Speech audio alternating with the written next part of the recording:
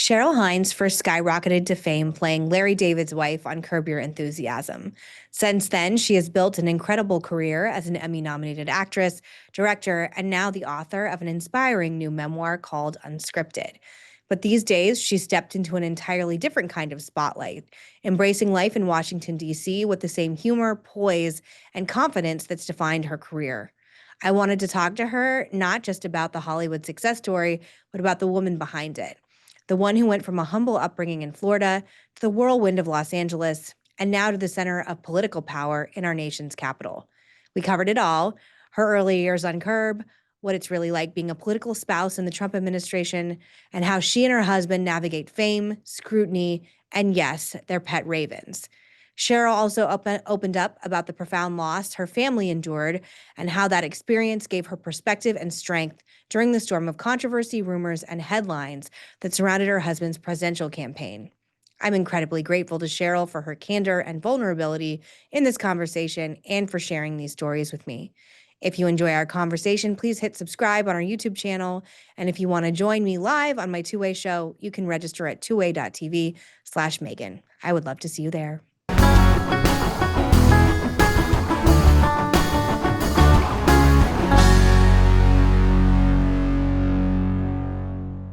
Miss Cheryl Hines, yes. I am so thrilled and honored that you came on my show, Citizen McCain.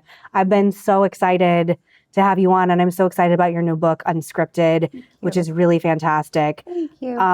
I have a lot of questions to ask you that are serious, but I just have to say, I don't ever normally talk about my dad in interviews, but he was the biggest Curb Your Enthusiasm stan of all time. That is so funny. You know, I met your dad once. You did? In Vegas. I was going to say, he was also in love with you, which I think I can say now because he's dead. But he thought you were like the most beautiful woman in the world other than my mother. He was so great. I met him. I was going to a boxing match in Vegas. That tracks. Mm-hmm. And he said, do you want to walk like through the underground, you know, wherever with security? And at that point, I was, first of all, he was amazing and just a genuine person. Thank you. And I was wearing high heels for some dumb reason. And I was so grateful to go through the security. to take the shortcut. But I liked him so much. And when he ran, my daughter, Kat, was very young. She was probably 5 or 6. And you know, we would talk about the election all the time. And after the election, she said, should we write John McCain a letter? Did she? Well, no, because I'm a bad mom. But, you know, she said, I think we should say, good job. You did a good job. It was like, that's so sweet. Lovely. Yeah. Well, he was amazing. He loved Curb Your Enthusiasm, and he loved you. And like I said, thought you were like the most beautiful woman in the world, other than my mother. I think you were his like celebrity crush. So I feel, I was talking to my husband last night. I was like, it's so amazing to be able to interview you because it just like, he never got starstruck, and he had dinner with Larry David one time, and he always talked about it and how funny he was. That's so funny. I just wanted to share that with you. I hope it's not inappropriate. No, it's highly appropriate. When I was reading your book, I was surprised. You grew up in extremely humble beginnings. I don't want to be uncouth, but say whatever. You grew up quite poor.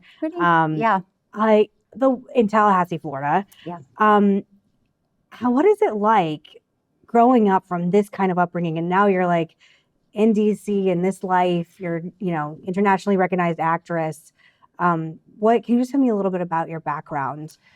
Well, yeah. So I was born and raised in Florida, and when I was in grade school, we were on the free lunch program and had to stand in a separate line with the weird ticket, So I always knew, I'm different than other kids, but it was okay. It didn't make me feel like panicked or what's going on, because I always had a good time in my house. My house was always fun, and my brothers and my sister and I had such a good time together, and my mom and my dad. And then, but it was, I think, when I started getting older, and I was in high school, my parents got divorced, and there was a time when I was in 9th grade. I was not only sharing a room with my mother in an apartment, but a bed. And so, at that point, you're old enough to look around and think, oh, okay, this is not that normal. But also, it felt okay. I never felt angry or it's not fair. It just felt like this is your path.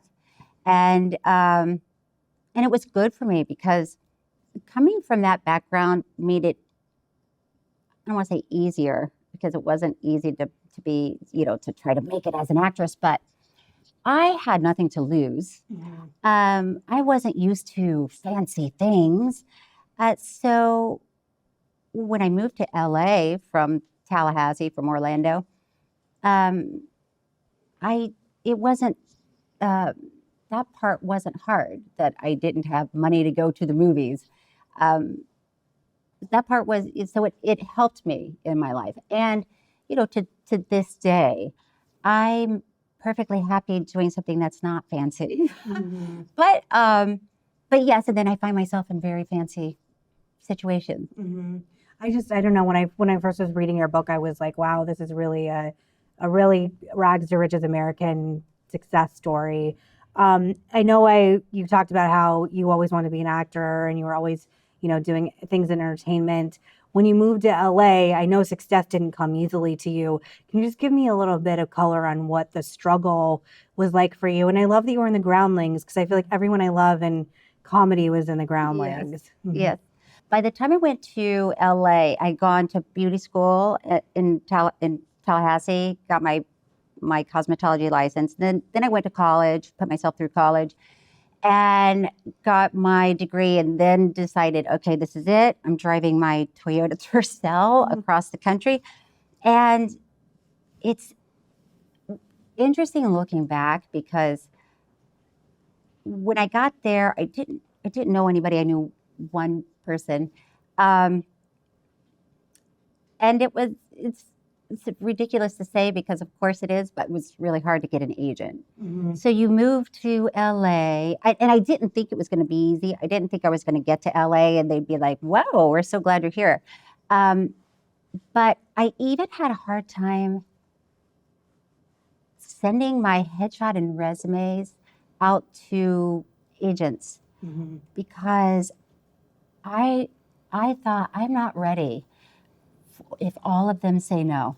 I'm not ready for that answer. So I didn't even send out my headshots until a year after I had been living there, until I was comfortable with, if every agent in this town says no, you're going to be okay. Like, your life is going to go on. You're going to be okay.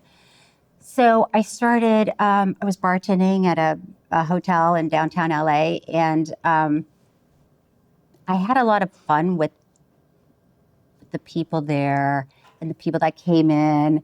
And it was probably a year later, I started sending my headshot and resume out, and did get a response. I don't know if they ever sent me on one audition. So it wasn't really there are agents and there are agents. Yeah, fair. I have that experience myself. Yeah. Sometimes people sign you and then just ignore you. Yeah. You're like, what are we doing? It's like when you're single and you go out and a guy asks you for your number and then they don't call. Exactly. Like, why do we just do that dance for 2 hours? I lived in LA on 2 separate occasions very briefly, and I found it to be gorgeous. Like, the city is just beautiful, filled with wonderful people, and then filled with the worst people I've ever met. No, you don't have to comment on that. I don't want to hurt your community or your friends there. But when you finally got your huge break, which is obviously originally Curb Your Enthusiasm, although I wanted to ask you about Waitress as well, which is one of my favorite movies.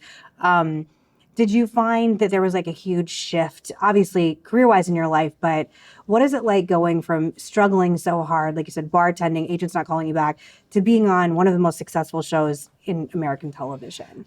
It's funny because I talk about in the book, Unscripted, when I first got Curb Your Enthusiasm, I was still paying off my student loans. And our show was not, how do I say it? You know, it was supposed to feel like a documentary. So it was a mockumentary. Mm-hmm. And so everything about our show was low-key. Mm-hmm.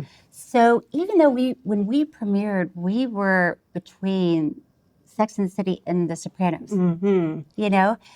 I remember that. These two, you know, amazing shows with the cast and the beautiful this and the beautiful that. And then there's Curb. And I think HBO took sort of a risk on Curb. Of course, not that big of a risk because you had Larry David and they believed in Larry and knew he would do something funny.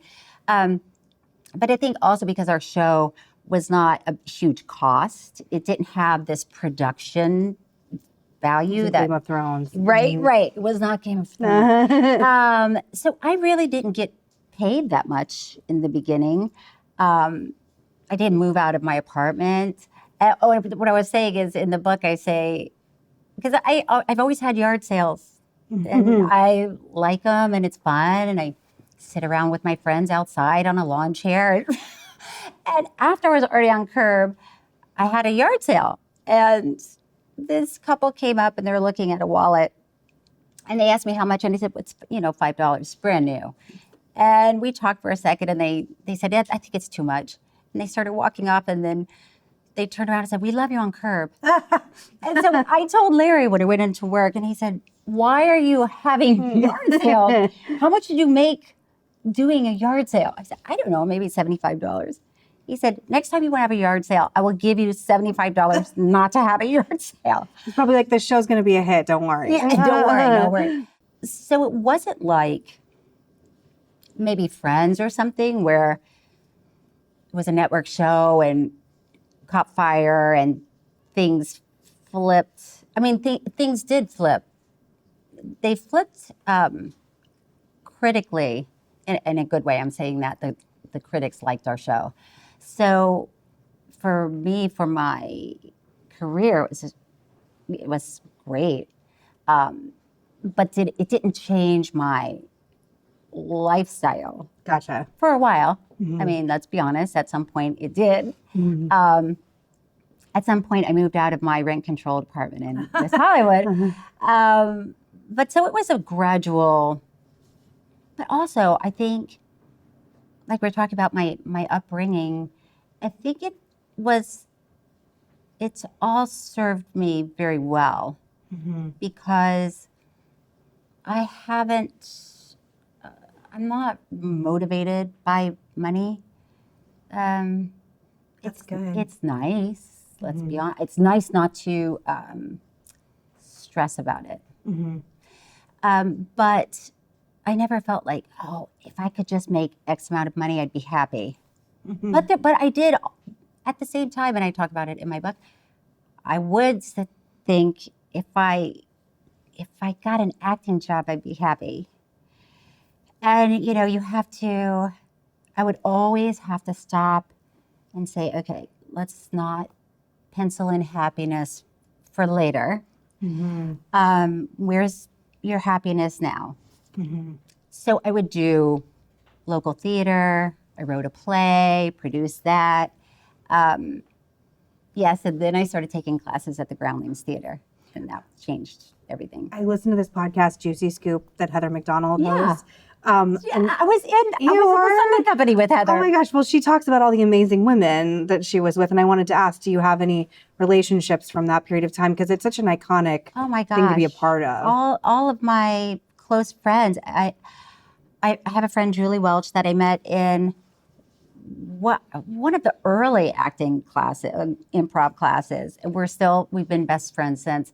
And my best friend, Rachel Harris, we were in the Sunday Company. I love Rachel Harris. Oh my gosh. She's so funny. She's so funny. She is the best. From, oh my gosh, now I can't believe Hangover. Yeah, so the Hangover. Funny, yes. No, she's the funniest. And we met in the Sunday Company, which is right before the main company in the Groundlings. And, you know, we were just kindred spirits. So I talked to her every day for an hour. I love that. Like, okay, we've got to wind it down. Yeah. It's so important to have those kind of relationships, though. Like, when you have any kind of public life, I have that as well. And I just, it's so funny. Every person I ever hear about working in that, there's something that must be extremely bonding about being in the Groundlings. I don't know. I'm just. Well, there is, because it's a very, you're in a vulnerable position writing comedy. Can you explain to people if they don't know what it is? Oh, what the Groundlings is. So the Groundlings is a little 99-seat theater in West Hollywood, and they do sketch comedy and improv. And we've just had unbelievable superstars that have come from the Groundlings, like Kristen Wiig and Will Ferrell, Will Forte, Maya Rudolph, Melissa McCarthy. So you have these people that you have to go through the whole school of the Groundlings. So that you can't just go there and sign up and say, I'd like to be a Groundling. And you go through these different levels. They teach you how to improvise, which is a different way of thinking, especially as an actor, a trained actor. Because, in all your acting classes, they're telling you to look at the script. All your answers are in the script. And then you get to the Groundlings, and they say, don't have anything in your mind before this scene starts. And you have to switch. And you feel crazy sometimes, especially when you're learning. It's because they want you to make bold choices in a scene, in an improv. They want you to push your boundaries, and they want you to find out what's funny about you. So there's also, I don't want to say failures, but like little mini failures. Like you might say something that you think is going to kill, and the audience is like, Did you ever want to do SNL? Yes. You did? Okay. That is what I really, yes. So I met Phil Hartman's sister. She came to the bar, the Intercontinental. Phil Hartman, wow. And she had a map, and she said, I'm looking for the Groundlings Theater. I said, oh, why? I didn't even know about the Groundlings. And she said, my brother, Phil Hartman, got his start there. He was performing, and an SNL scout came and watched him, and I was like, oh, that's how you get from Tallahassee to SNL. I've got it. So then I went and started taking classes at the Groundlings, and I did see, I had a lot of castmates that auditioned, and several that auditioned and were, cast members. But I never had a chance to audition, and I say that because they never asked me. They're lost.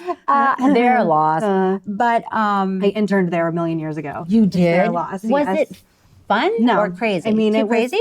Well, my infamous experience was I was there when Ashlee Simpson was caught lip syncing. And I don't want to out her because I actually like Ashlee Simpson, but she was upset when it happened.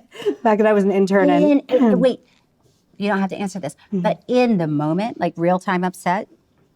Yeah. Oh, because the track went out. She got caught because there was like a track that her drummer played on accident, so but she was sick at the time. I guess that's why she was lip syncing. But and people were always like, "How did you get that job?" And I was like, "Nepotism. My dad hosted."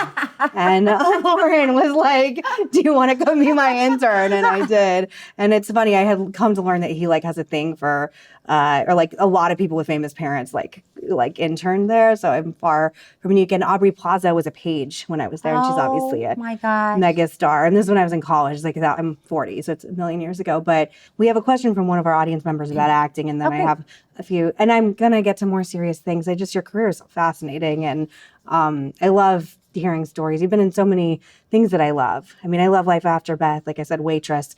Really quickly before I ask the audience question, did you ever consider doing Waitress on Broadway? They never asked me because I can't sing. Because they made it into a musical. I saw it. It was wonderful. Yeah, I did too. It was so great. But I'm a bad singer. Me too. Okay. I can't sing it. I mean, like, it's No, a I can't. joke. Okay. It's not. And I've had people, I was in this one film and we were supposed to be singing in this elevator. And when it came time to record it, we were all standing. And I said to the director beforehand, I said, I just want to tell you, I can't sing.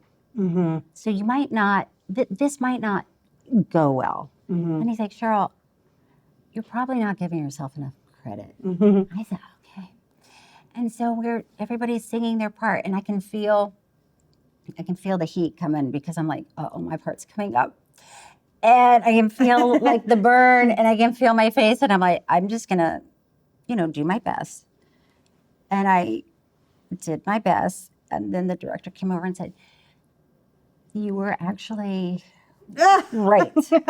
And I listened to you, so I do have someone standing by, a professional singer that can sing. And I said, that would be amazing. Mm-hmm. He said, but I just wanted to see if you weren't giving yourself enough credit. I said, no, I would. Oh my gosh. You can't do it all, though. Can't do it all. But it all. would be fun. It would have been fun. Are you surprised that movie has the kind of legs and staying power? It's become this like huge movie, obviously a huge successful Broadway play. Yeah. I love it. It's one of my favorite movies. It's so good. I loved Waitress.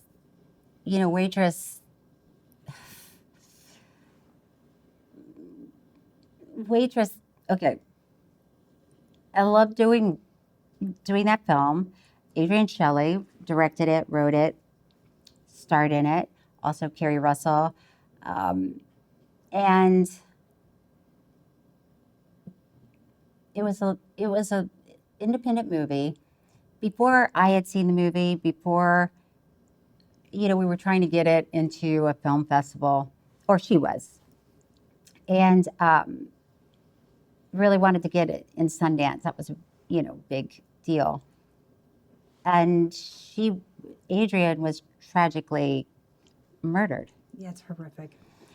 And the film did get into Sundance, and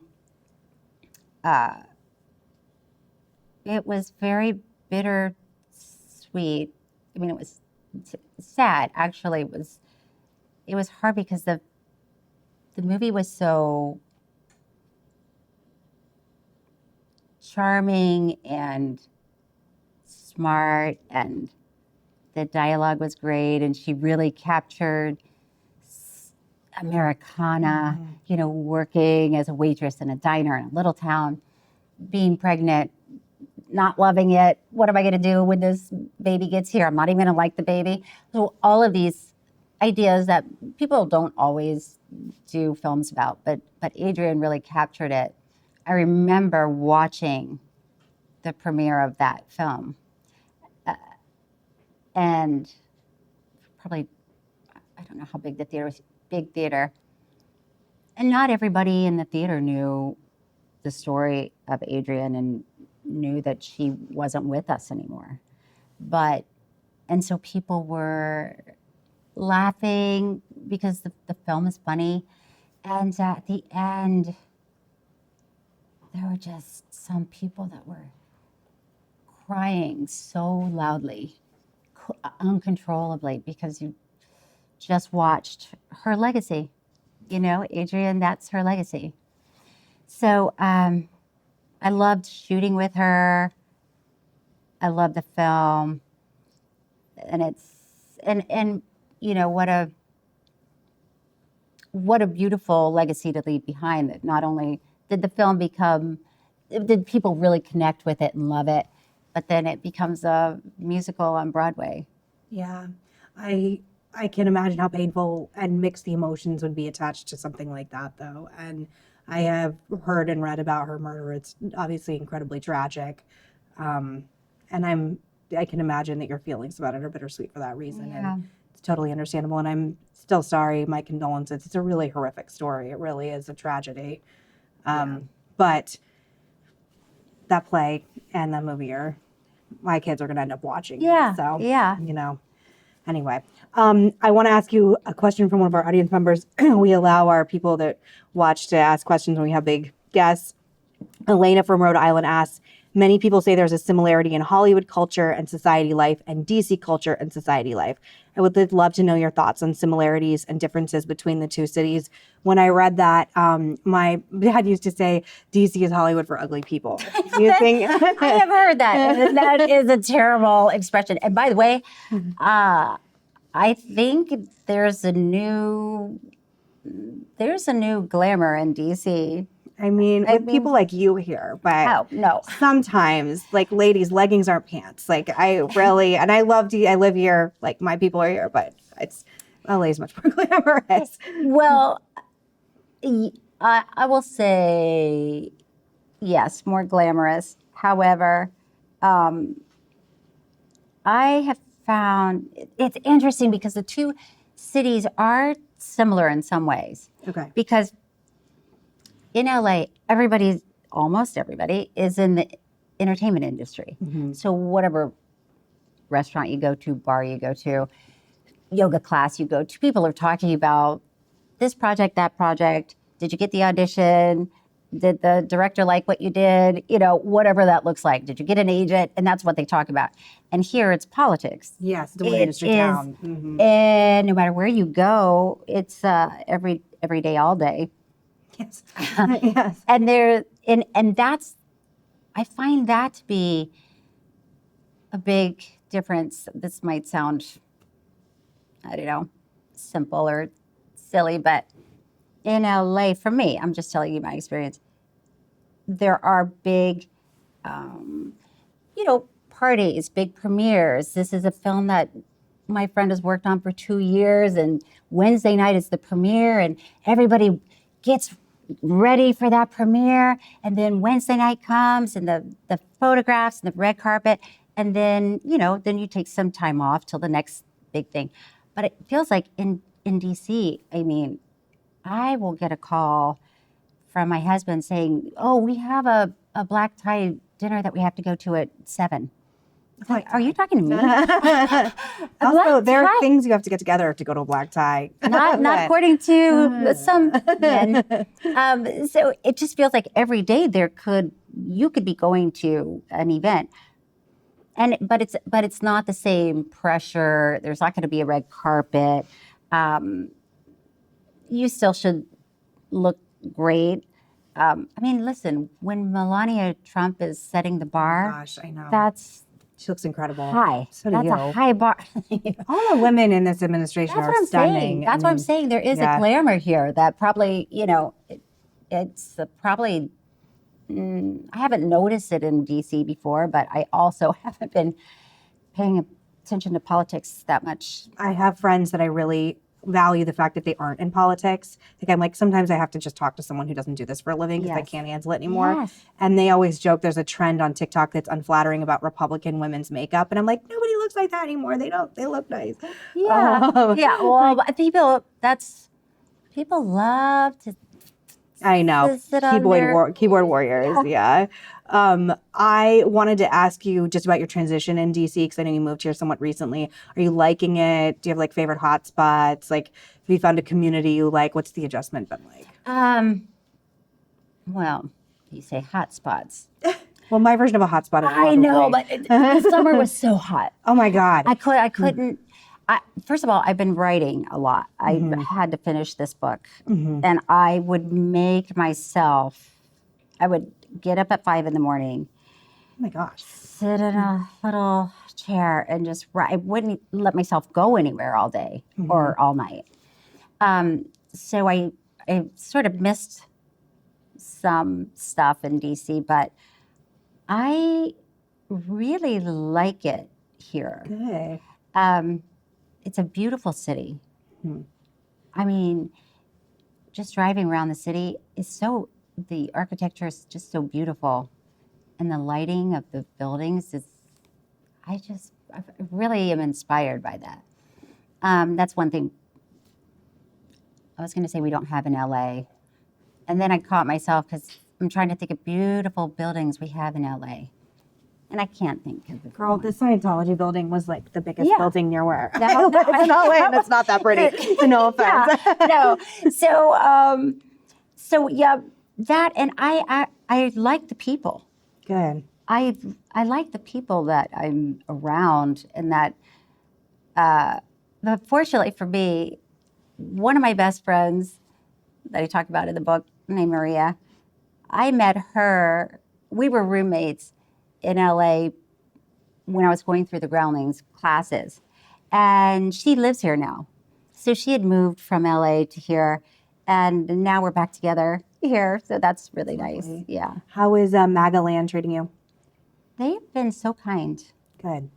I mean, I've been so I'm really grateful that people have been kind to me.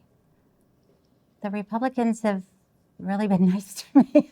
Good. Mhm. Good. I don't want anyone to be mean to you or Oh. your family. Do you consider yourself a political spouse now? Is that a weird hat to wear?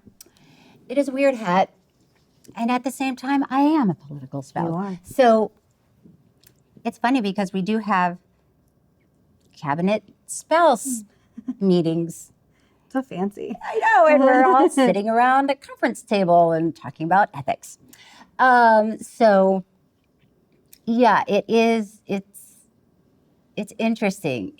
Listen, there is a side of politics I find fascinating, and especially being in my hot seat, I find it fascinating. There are things that I just like that I know before it breaks on the news. That Yeah. That's the best. it is the best. I have some friends that work, not to like out everybody, but I got some friends too. And I love knowing gossip before it's going to break. I think I'm messy. And I mean like stuff about bills and Yeah. things that, It's there's like, get about ready. they're doing a press conference and it's going to be about. Yeah. I'm sure you have it on that, I'm sure you know things I couldn't even imagine. So. Yeah, so that's interesting. And then it's also what I find funny, and I wouldn't know this unless I lived here. But now when I'm invited to, a casual night with the girls, they'll say off the record. Oh, yeah. Yeah, this is OTR, girls. Yeah. off the record, which is so funny, but I love it. But like, so we're usually on the record. Yeah. I've got to really watch it. I had to learn the hard way the difference between off the record and on background when I first started living here like 6 years ago. And I was What's like, on background? on background means they can use the things you say but not credit you. And off the record means nothing. And I learned that a very hard way because something I said was very easily attributed to my mouth because I sound a certain way. So we all learn, but take that for real. Like when you go into those things, say, is it on background or off the record? That's the bad part about living. And, yeah, This is the first that's a I'm trick. hearing There's a about journalist that. in here. That's a trick. Old Yes. trick. I know all the tricks. We know all the tricks. I know. Yeah, so that's been interesting. I love the little phrases like a whisper campaign. Yeah, me too. And I'm like, a whisper campaign? Uh-huh. I need to get involved in that. Yeah. It's like, you don't need to get involved in a whisper campaign. But, they're like, and even walking down the deserted hallways of a building, and you're with security and everybody's walking fast, and it's and then they'll tell you, one thing you need to know right before they open the door. So all of that I find really fascinating. Mm-hmm. I'm sure you do, and you're in all the circles and the areas too. I went to the White House for the first time ever, actually, when my friend Tulsi was, when they made her official swearing in the office, and I almost cried. I was crying for her, but I was also so overwhelmed being in the Oval Office, and I feel like I consider myself like very tough and jaded. And I was like, it's really beautiful. Yes, the Oval Office is like overwhelming. When your husband was sworn in, did you feel that? Yes, mm-hmm. It is beautiful, and even some of the buildings with the marble staircases, and the marble is worn a little bit, in the center. And sometimes I just stop and look around and take it in, because there's no other place in the U.S. that you'll have that. And the history and the people that have walked through the halls or up the stairs, or what's gone on in this room, it's fascinating. Do you ever visit Senator Ted Kennedy's office, or any of the family you're in? Do you ever get to see any of their old offices or places that they used to go, or has anyone brought any of their history to you?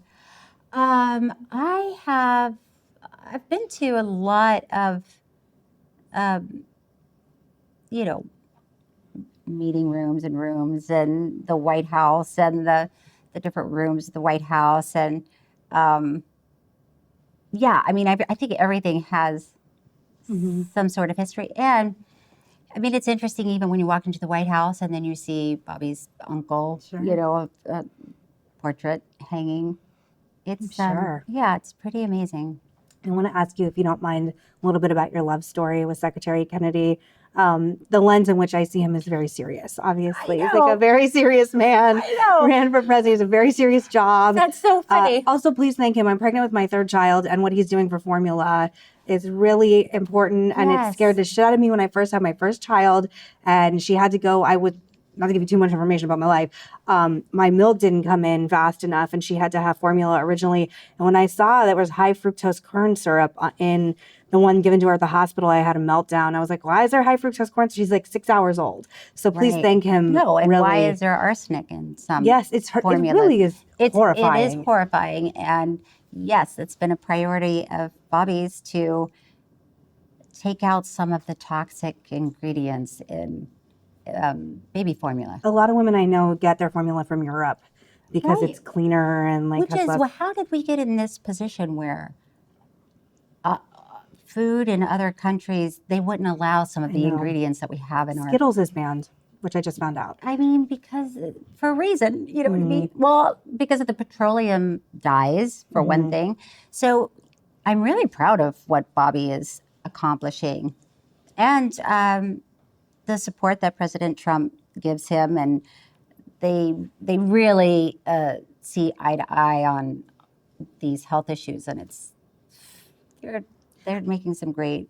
I think people underestimate the movement of the MAHA women in this country and how angry so many are. So many in my life, so many I know in your life as well, about, you know, that we're poisoning our children in so many different ways. It's really petrifying.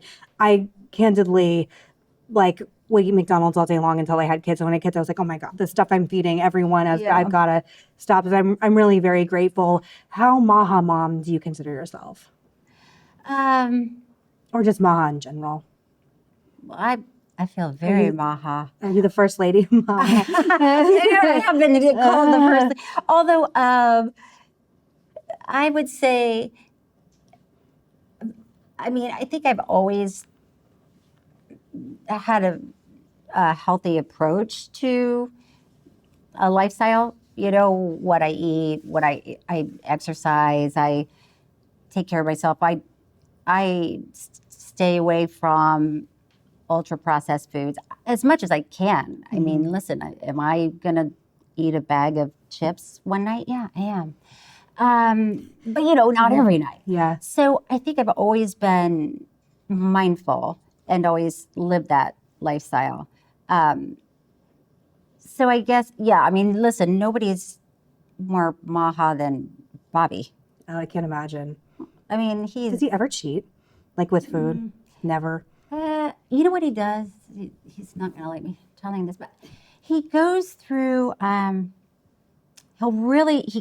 He's a very disciplined person. So he goes on he'll do a diet, or he'll do like intermittent fasting for a year, and then one day I wake up and he's, you know, doing something, eating breakfast, and I'm like, oh, what happened? I thought you didn't eat until, I'm trying this other thing.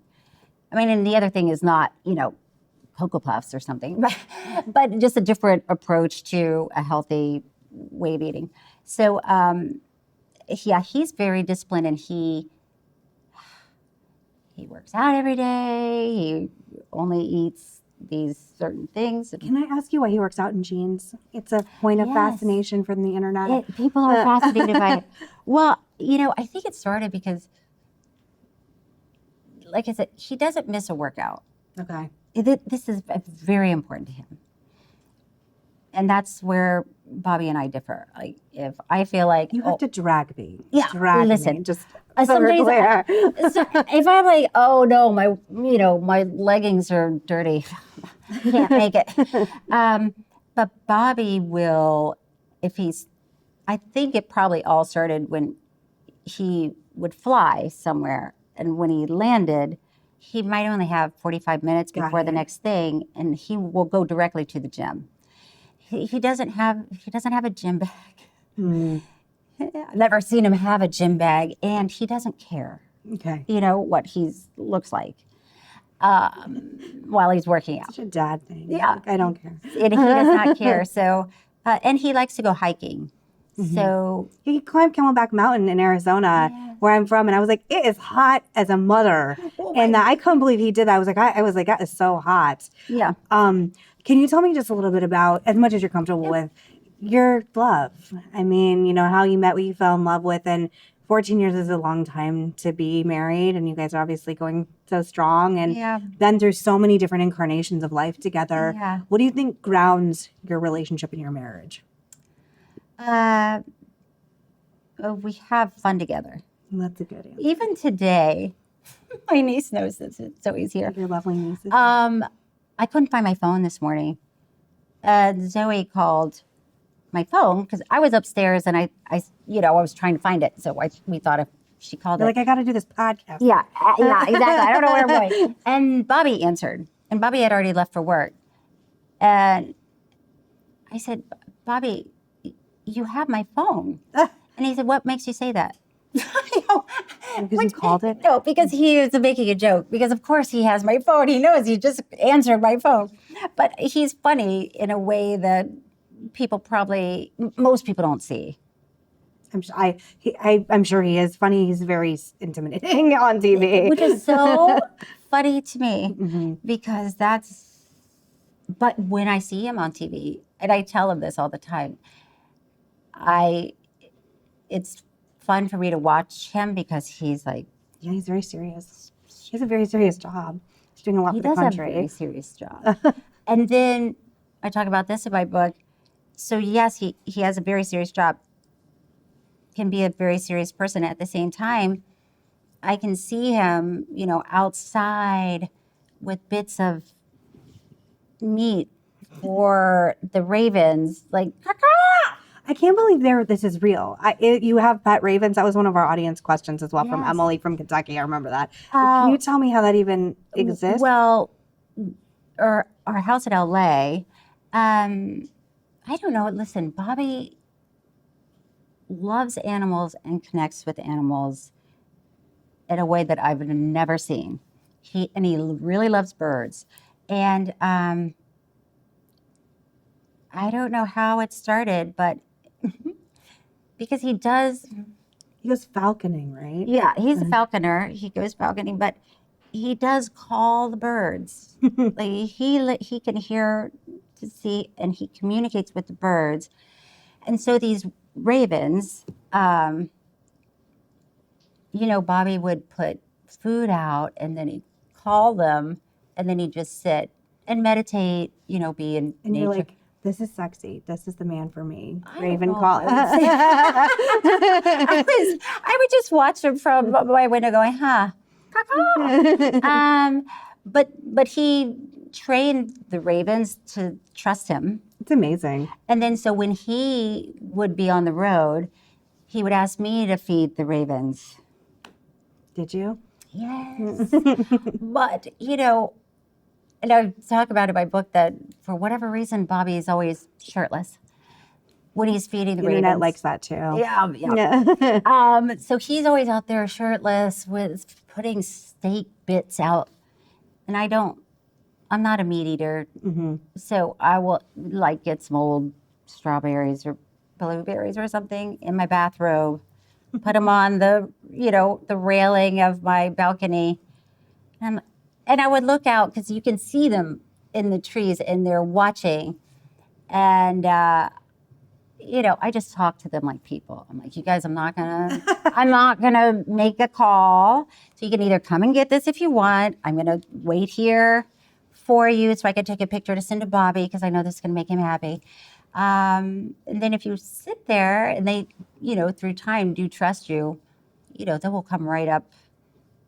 And then That's they so had funny. babies, and then the two, and then there were 4 of them. It's a lot. Just sounds like a lot of work. taking care of it. No offense to your family. It just sounds like a lot of energy and a lot of work. Yeah, it is.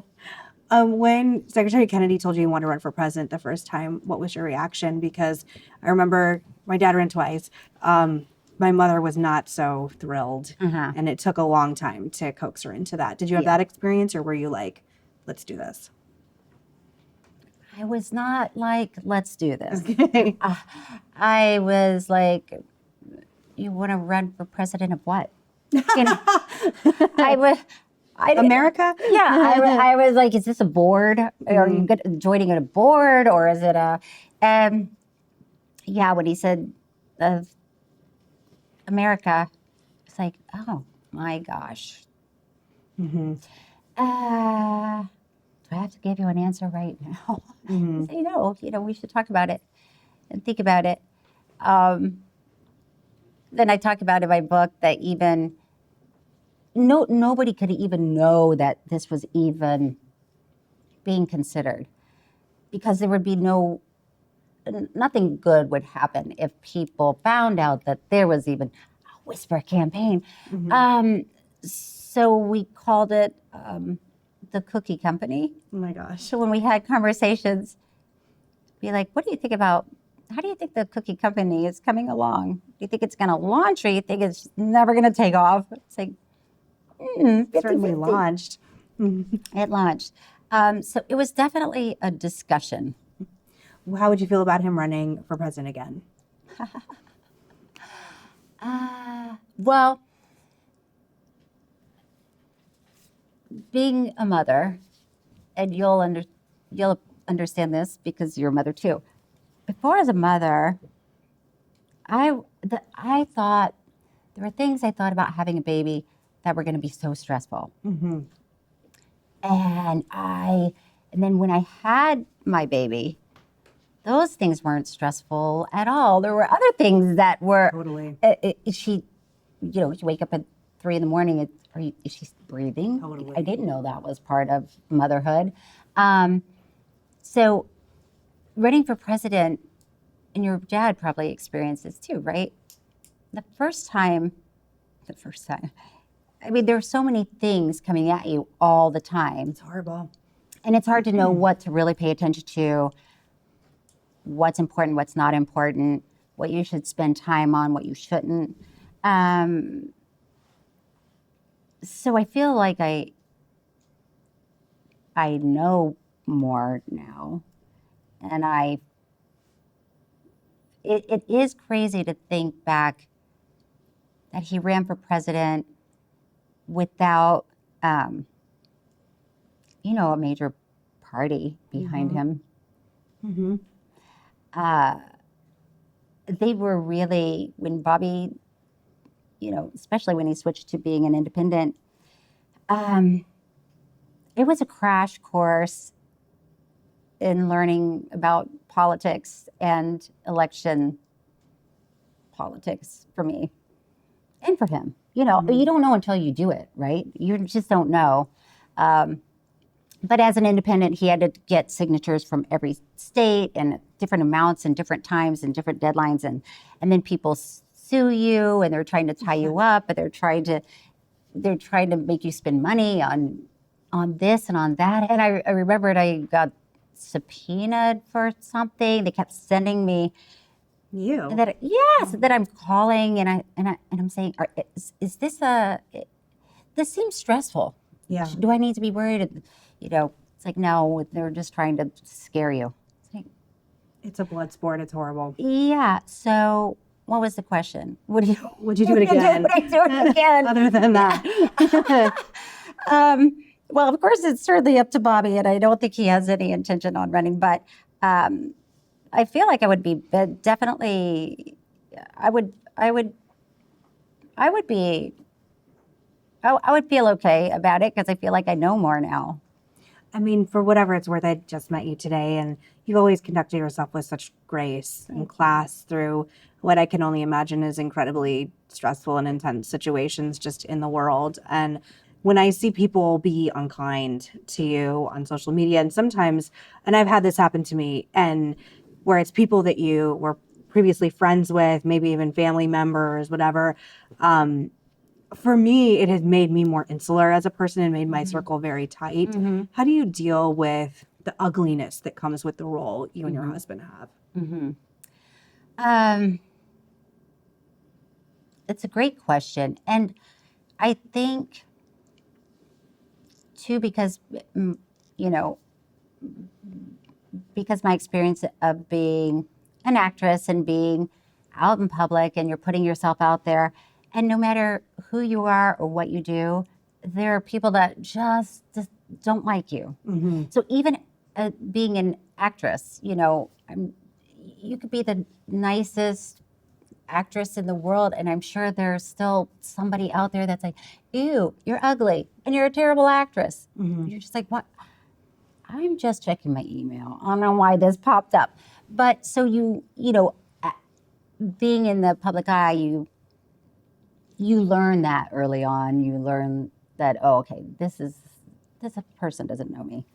So you just have to, you know, block out the noise. It's not always easy. One of my best friends who's also in the public eye, one time I had a really bad day and I had like a hit piece written about me and it was just all these things. And she goes, girl, you can be the ripest, juiciest peach in the world and there's still going to be somebody who hates peaches. And for some reason that has always stayed with me. So I agree with that. There's always just going to be people that hate you. I don't know. I think it's because I have like a different perspective on things because have political family myself, or I did. It can just be brutal and painful. Yeah. It's But you have like your niece, and I assume you have your daughter and your stepchildren as your family, a source of support. My family is so supportive. They've been so great through all of this, through all of it, and they love Bobby, and my kids are really great too. And you know, through the campaign, through all of it, it has made us closer, you know, and there is a feeling of like, all right, tighten up everybody, because it's, and then when you know that, you feel that, it doesn't feel scary. It is odd to me that some people find it acceptable to just march up to Bobby and yell at him. Does it happen a lot? It doesn't happen a lot. It definitely, for every person that comes up and yells at him, there are probably 1,000 people that come up and say how much they love him and want their picture taken with him. But it's just odd. It's just an odd place. I've never experienced that before. And that's strange. I've been kicked out of restaurants, so like for my politics, so I wasn't doing anything. So it's a brutal. That is so. I know, and actually, like it happened in LA. Do you find? Oh my gosh, that is so crazy. I know. It's a whole story. I was with another woman who's a conservative pundit, whatever you want to call my job. But I wanted to ask you, like, has that been a hard transition again? Because I don't know who would dislike you and your work, because you have this beautiful body of work. And I interviewed your husband a while ago, and he was like, my wife's whole life is making people laugh and making them happy. So even if there are people like didn't like you as an actor, your existence is to bring entertainment and joy to people. And now you're in this lane where it's like, just having an association with the Trump administration makes you this target. Has that been a hard adjustment, like I said, in LA or New York, or I guess even DC, but I think people here are a little more respectful. Yes. It was a hard adjustment in LA because there are aspects about it that don't make sense to me. So even when we're talking about MAHA, Make America Healthy Again, I have some friends who they are very healthy people, and they would love to have petroleum dyes taken out of food, and they would love to have arsenic taken out of baby. I don't know, but because it's MAHA and it feels connected to MAGA, they are furious about it. Mm-hmm. So that doesn't, it's strange to me. So it's taken me I keep learning all these little lessons, right? So it's been interesting to see the people that can and cannot separate politics from the entertainment industry. One of the things that I cannot stand is when someone will say to me, like, I love your politics, I appreciate what you do, but like, I can't ever say that in public. And like, or I even know someone who was a musician who was like, could you not share my like work on? And I was like, I just am in a place in my life, and maybe it's just because I'm older or getting older or whatever, that I'm like, I kind of feel like you should grow up. We should all grow up. And there's nothing to be embarrassed about if you're conservative or you're MAHA or you're liberal or whatever. Like, we all need to exist together. Do you have any people that come up to you or in your life that are like, I quietly support you, but I can't publicly? Absolutely. That's ridiculous. I hate that. It really makes me angry. It doesn't make me angry. I just feel like, okay, everybody, and once again, because I'm coming from the entertainment industry, because it is a thing. It is weird. Yeah. And I kind of feel sorry for that person that feels like, it's too bad that you can't, be open about supporting Bobby. But I also understand, like, I'm not the person that's going to out you and say, oh my gosh, because I would be doing that all day. Because there are a lot of people, even in LA, that love Bobby, that love the administration. But it is kind of strange that people feel uncomfortable. I think it's chicken shit, but that's just me. You don't have to say it.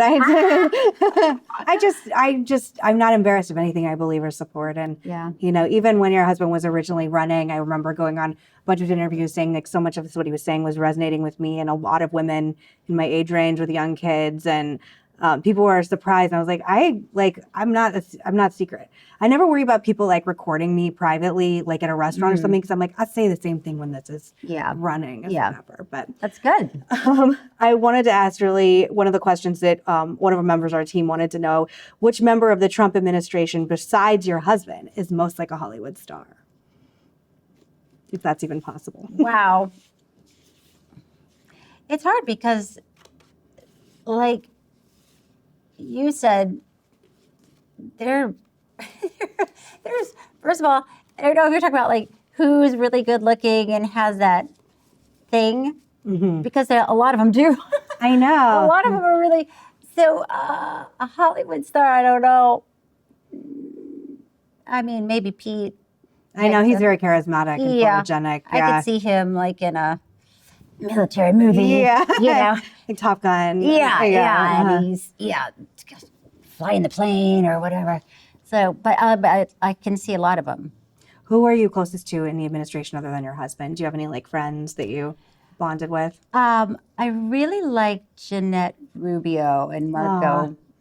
They are really fun and funny, and I love Tulsi. My girl. And she loves you too. Yeah, I really like her. And that's, I've met such interesting people that are were so out of my wheelhouse, up until, I don't know, 2 years ago, a year and a half ago. It was really just around actors and writers and creative people and sometimes politicians, but not spending much time with them. But it's fun to meet people like Tulsi. And I remember the first time I met her, I just felt like she just has an energy to her that's so strong. I know. It made me feel like a baby. Like she could, I feel like if she just went, she could snap my spine. Well, she's in incredible shape. Yeah. She, like your husband, is one of those like workout. Yeah. And I'm not. Yeah, same. So I really like her. I mean, I like everybody in there. Nice. I have a genuinely good time with these guys. Makes me really happy to hear that. Yeah. How has adjusting to Secret Service been? Well, Whatever security you have. yeah. Well, you know, we had a lot of practice during the campaign because we had private security, and then at some point Bobby did get Secret Service, and Should have gotten it sooner, but that's a whole point. That made me really upset at the time that they didn't give it to him sooner. That's worth. I was so stressed. It was so stressful. I worried about Bobby so much. So we had security then. So that was took some getting used to, but always I talk about in my book that I would find myself, because we would have suddenly, we have 24-hour security, and the guys, I would, come home, and they are not meant to have a conversation with you.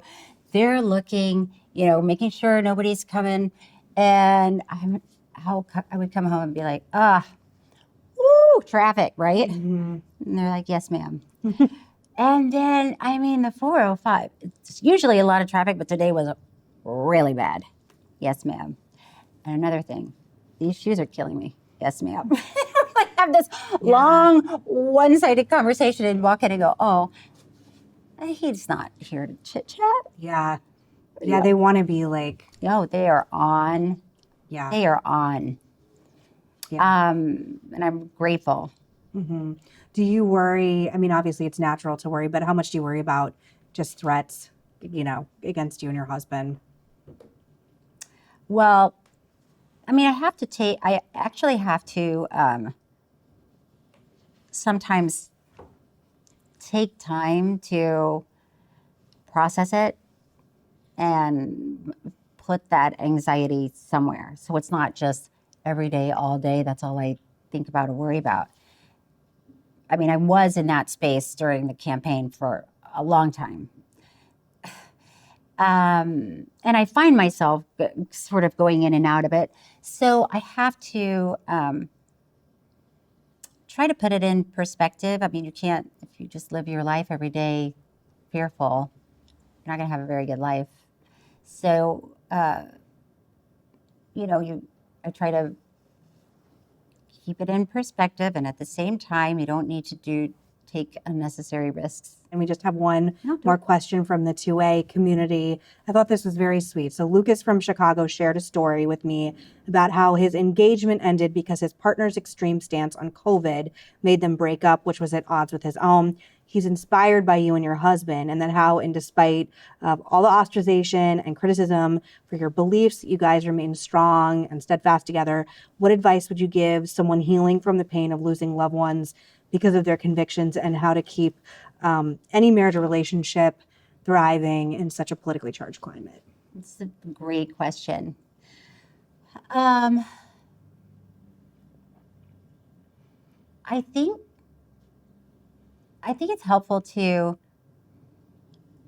even start out a conversation if you think you're going to be at different ends, even to start out the conversation saying, we might end up agreeing to disagree. So are you in this with me? Can we have this conversation? And then when you're in that conversation and it does get tough, to not let it bleed over into something bigger or mean or hurtful, and I think that's what I've seen. I've seen that happen where two people might just be starting out in a conversation and they start veering off, and it's like, you are so stupid. Mm-hmm. That's not helpful. Mm-hmm. So I think if you start even feeling like you're the person that wants to say that, I think if you can catch yourself and say, I've got to take a break.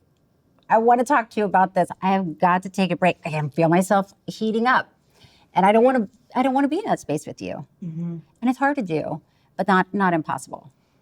And I think that's what people can do with you know, their boyfriend, girlfriend, spouse, family. You know, our family has all different kinds of political views, and that's what I also talk about in my book, because I lost a brother, my brother Chris, who was a Republican. So when we would always talk about politics, and I don't usually talk about politics to anybody, but we would have a good time because we would go back and forth, and we say, why would you even think that? You know, here's X, Y, and Z. Okay, you're going to go to that. We would have these fun conversations, and then at the end of our conversation, say, oh, what are you doing for dinner? Oh, yeah, meet me at, Al's or whatever. So it's great if you can find a space where you can disagree and know that you still love each other and like each other. But don't let yourself get to a place where you're just so aggravated and frustrated that you start calling each other names or making blanket statements. You always think you're right. It's like that never goes over. So things like that, if you can just catch yourself. You dedicated your book to your nephew. I was so moved by his story. Would you mind sharing his story and why you decided to dedicate your book to him? Ooh, okay. If you're comfortable. No, I am. So, it's okay if no. I know it's a lot. No, I just thought it was so beautiful. I appreciate that. Yeah, a lot of, my nephew Michael was born with cerebral palsy, and he had a lot of challenges, and he was always in a wheelchair. He had limited motor skills. He had limited speech, and at the same time, one of the most joyful people you'd ever meet, and loved being with the family. He just would light it up. So what was really difficult in the last 2 years, in the middle of all the chaos of Bobby running for president, Michael died. And it's sort of a complicated story, but he went to the hospital. He had choked on something, and it was clear that he was no longer with us. And so then the decision would need to be made. Do you keep him on life support or not? And Michael ended up being an organ donor. And, our family, we spent a week in the hospital with him, taking shifts and singing to him. And, and then when the decision was made to be an organ donor, we weren't even sure. We weren't sure if that was, we weren't sure if it was even an option. He was little, even though he was 21, he was little. And when the doctors started checking all of his organs, there were very healthy organs, and they started matching with different people in the country. This is the first time I'm talking about this. Sorry. No, I'm glad, because it was, it was life-changing. It was life-changing to be there with him, to be there with my family, and then, at the end of his life and the life that he lived, where he was so limited physically, then to know that he ended up saving 8 other lives. It was just, it was a lot, and it was sad, and there was a real beauty knowing that while we were saying goodbye to Michael, we knew that, a family just found out they were going to get a heart for their child. So, sorry. But anyway, so, a lot of people will ask me about all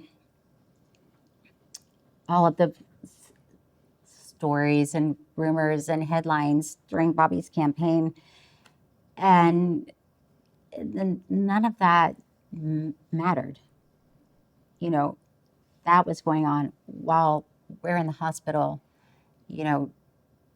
praying for Michael and finding strength in each other, and also, I don't know if it's fair to, or I don't know if it's the right phrase to say, but spiritually connecting with other souls that we hadn't met, but knowing that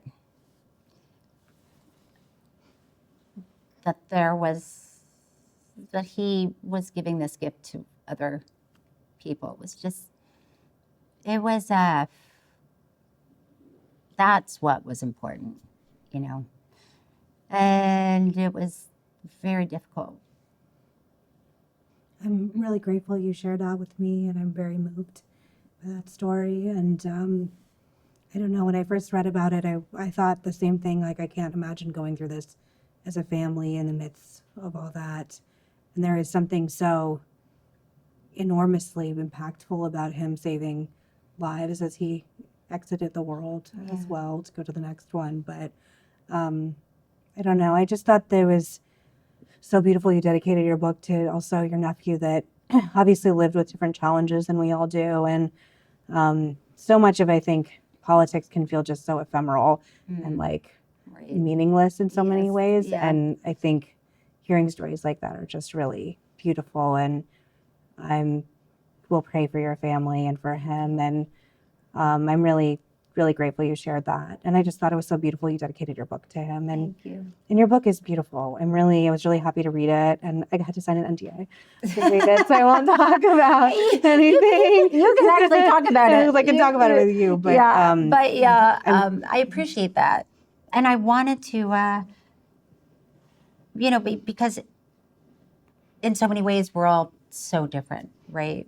My background, LA, DC, presidents and this and that, and then in some ways we're all just the same. Yeah. Everybody most likely has spent time in a hospital room with somebody they love in those moments of nothing else matters but this moment, Yeah. What it does to a family too, at least I know when my dad was dying, it really turns you into warriors together, that you all have to, taking shifts is what we did too. And I remember being like, we're clocking in and to do this time and this round. And I think it's something I have found unexplainable to people who haven't experienced it, at least for me. And then the process of helping someone usher through the death process is something that has changed me forever.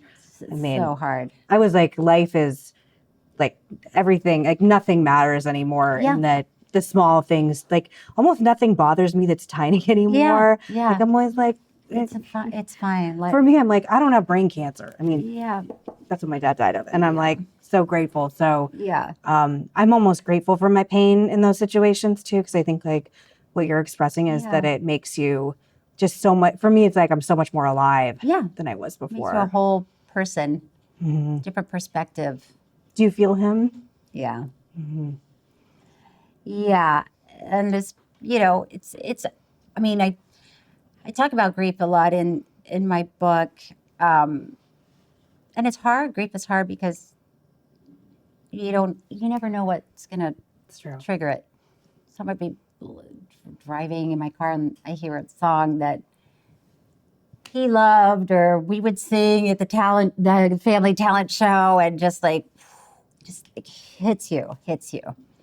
But also, so grateful that you're thinking about him. You know, it's a hard one. The anniversary of my dad's death was just recently, a month and a half ago, and I was like, my friend was like, "Is it really hard?" And I was like, "He never dies. Everywhere I go, someone asks about him all the time." So it's wonderful as well, and I'm sure even like how much you're keeping his story alive with your work. And but grief is very fucking tricky. For me, I went through all the processes and grief counseling and all the things, and I did mine very publicly. And even when I see some people grieving and so classy and so sophisticated, I was like a feral animal. I was like mad at everybody and, you know, very emotional and raw. And so it's hard. It's really hard. I wouldn't wish it on anybody. And unfortunately, I don't think we get through life without experiencing it one way or another. It's part of it. Yeah. Yeah. Which is also interesting about grief, because you feel like when you're experiencing it, you feel like, oh, I think what I have is worse than other people. Like there's no way other people got through this. Yeah. And then you know, sort of, I don't want to say when you come out of it, because like you say, you never really come out of it. You just figure out a way to keep it in a positive way, to keep that person with you. But yeah, you think that there's no way somebody just went through this and then went to work next week. No. But somehow you can.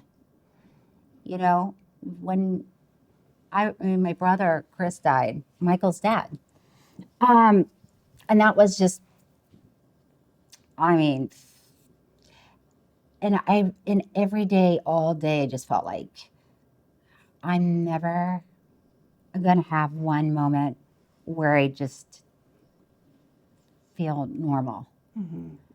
And what you know is, you'll have a lot of days when you don't feel normal. And then one day you'll have 1 minute, might just be 1 minute, where you feel like, oh, for 1 second I noticed the glass and I wasn't thinking about how sad I am. And then, you know, 2 weeks later, you might have 2 minutes. And then at some point you start to find your path through it. Do you think that grief has made all the things you're going through just in life easier now? Well, it definitely puts things in perspective.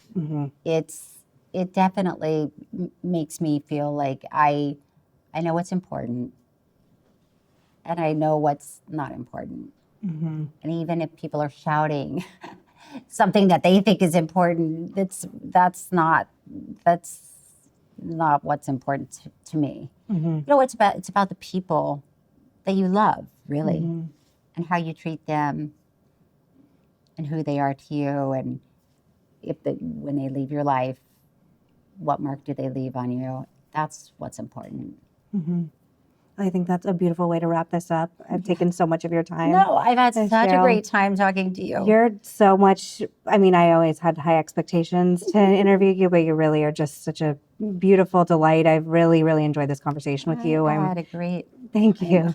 I'm so grateful for your work. Your book is fabulous. I really hope everyone buys it. It's called Unscripted. And I'm glad that people are being nice to you in Republican land. I'm glad they'll continue to. But I hope, you know, you and your husband just continue to have a positive experience in DC, because it's really a privilege to have you here. And I'm so happy you're here with everybody in the Republican land. You don't get many fabulous, gorgeous actresses joining these circles. Republican land. Like, you are kind of in Republican land, unfortunately, for better or for worse. No, you're right. And you've been in Democrat land your whole life. I know. It's been interesting. Done some toe dipping in each. All right. Thank you guys so much. And thank you so much, Cheryl. And Thank you. pick up her book, Unscripted, and we'll put the picture up. Thank you. Perfect.